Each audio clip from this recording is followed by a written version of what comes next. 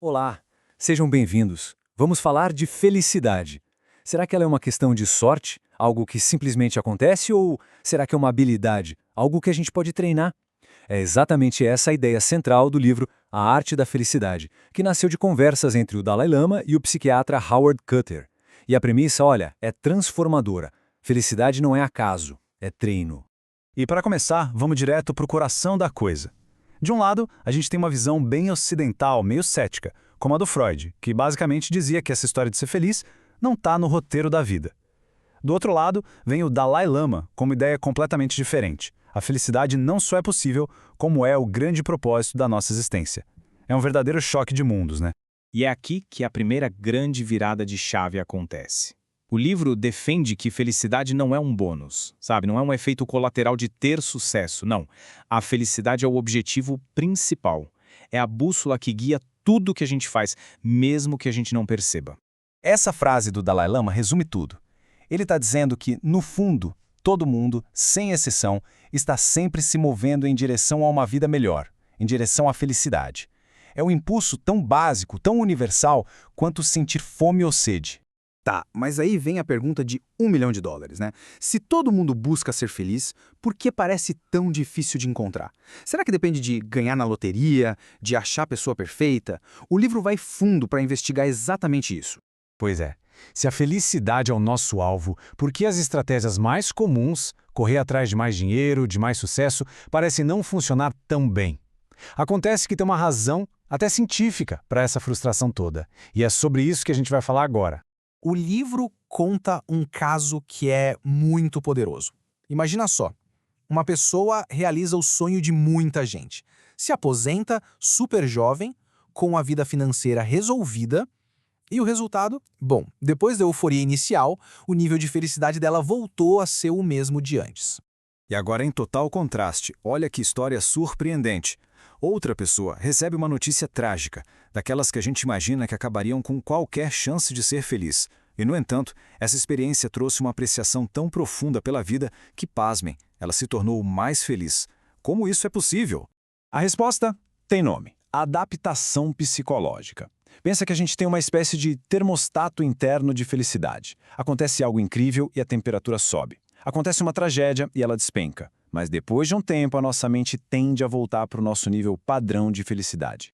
E isso não é achismo, não. A ciência confirma. Estudos com ganhadores de loteria mostram que a euforia passa.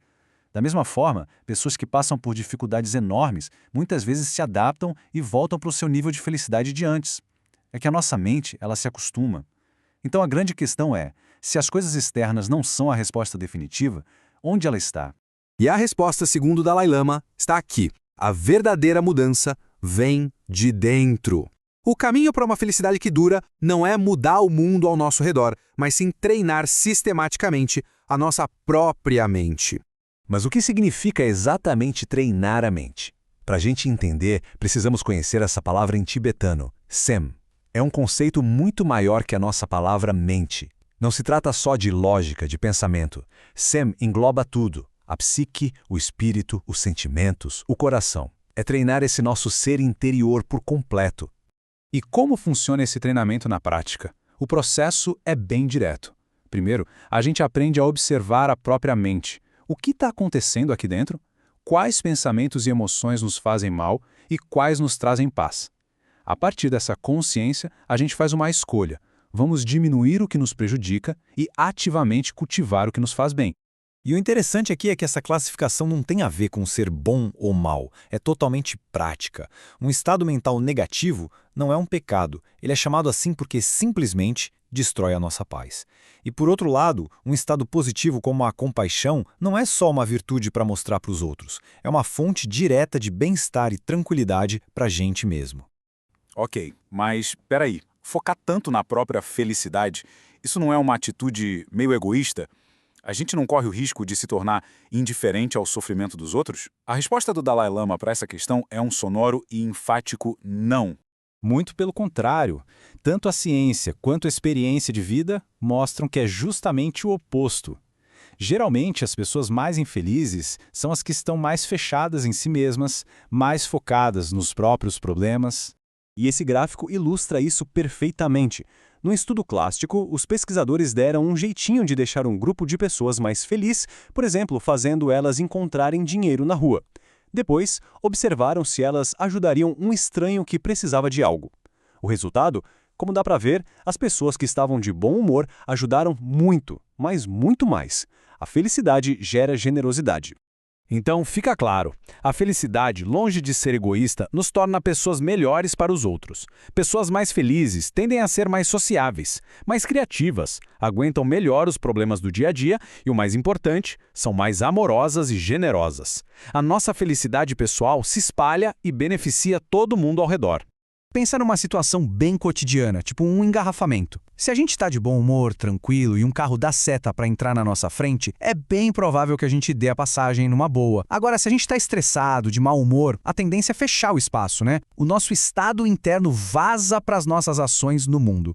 E a conclusão de tudo isso é realmente poderosa. Conforme a gente começa a treinar a mente, a cultivar estados mais positivos, a gente descobre que não é refém das circunstâncias.